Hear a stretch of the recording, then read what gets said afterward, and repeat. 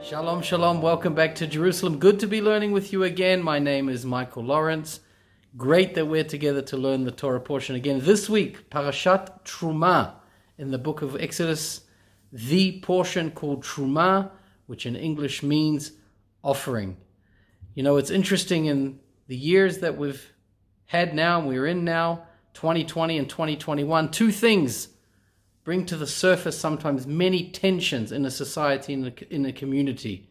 Certainly the COVID crisis, the COVID pandemic, Corona across our nations has brought much tension, much disagreement about the pandemic itself, about how to treat it, about lockdowns and different rules and regulations, and how in fact now we should relate to this vaccine which is now available. And we're seeing that, of course, speeding ahead in Israel, thank God, and hopefully soon in many parts of the world.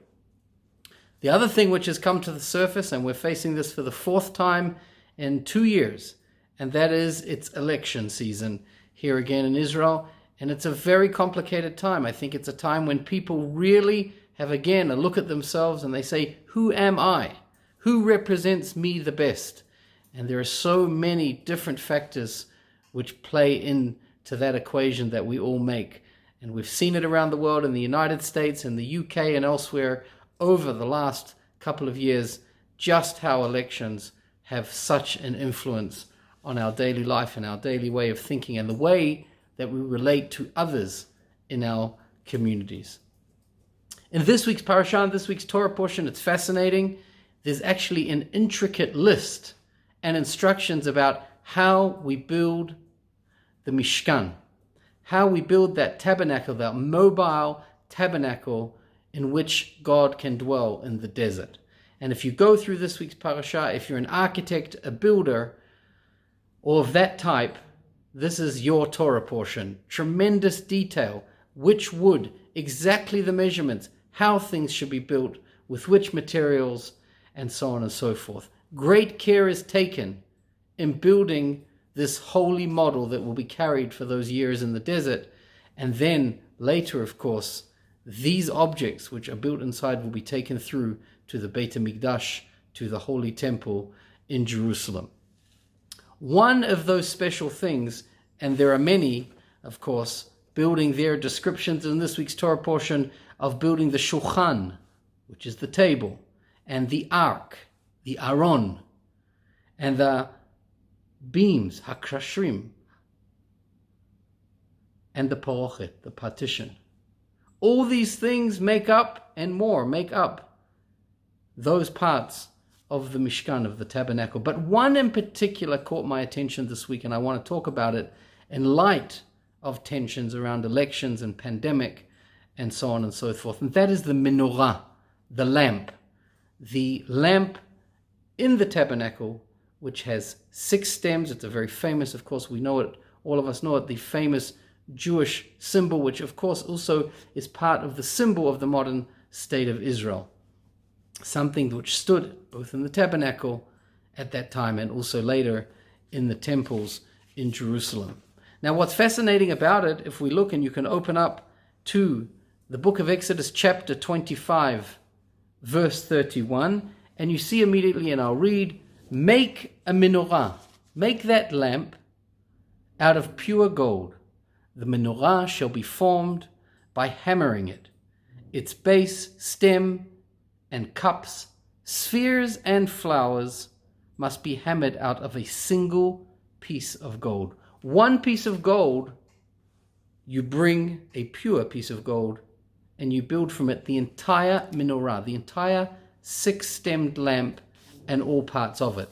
But not only once does this week's portion talk about that single piece of gold. If you turn also to verse 36 in the same chapter, we have as follows.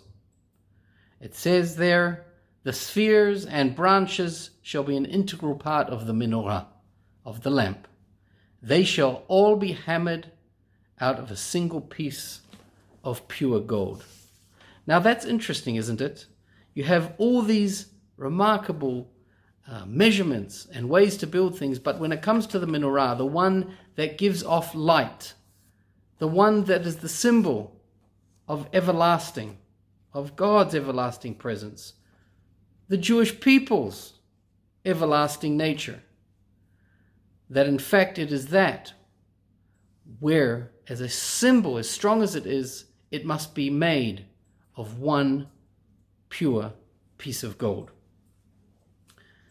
Now, when you consider what I've just been saying about the tensions in societies and about different challenges to a society or community or a country or a global humanity, when we think about it, the menorah, the symbol of continuity, the symbol of light, the symbol of holiness and presence, actually gives us a message. We are all made up of different things, and the menorah itself is made up of different branches and a base and a stem and different cups and what they call flowers. But at the end of the day, we all come from the same piece, the same holy piece. Each of us is made B'Tselem Elokim. Each of us is made in the image of God. We come from that same piece of pure gold.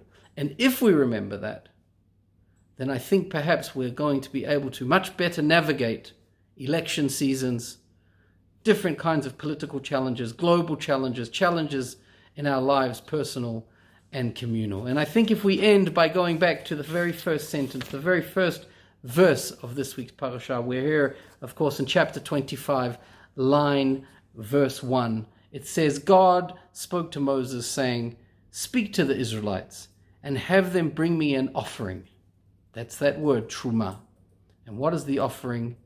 It says, take my offering from everyone whose heart impels him to give. Those who give should be those whose heart tells them to give, that they are inspired to give, that they feel good about giving.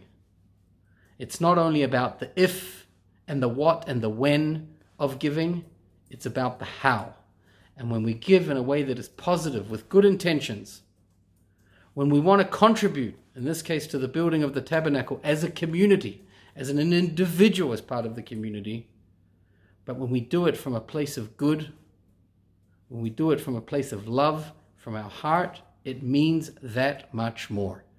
And that is what Hashem, what God was looking for at the beginning of this parashah. So when we're trying to build community, when we're trying to safeguard and preserve community, even in difficult times, give from the heart. Give to your community. Give to those around you, but give from a place of good. And remember, we come from just one piece. We are all made of the same pure gold. We will have differences. We will have disputes. But let that be a message to us from this week's Torah portion, to be patient with each other and think once, twice, three times as we engage with the other and we learn from the other. I wish you all a Shabbat Shalom, peace upon all of us, and I look forward to learning with you again next week. Thank you.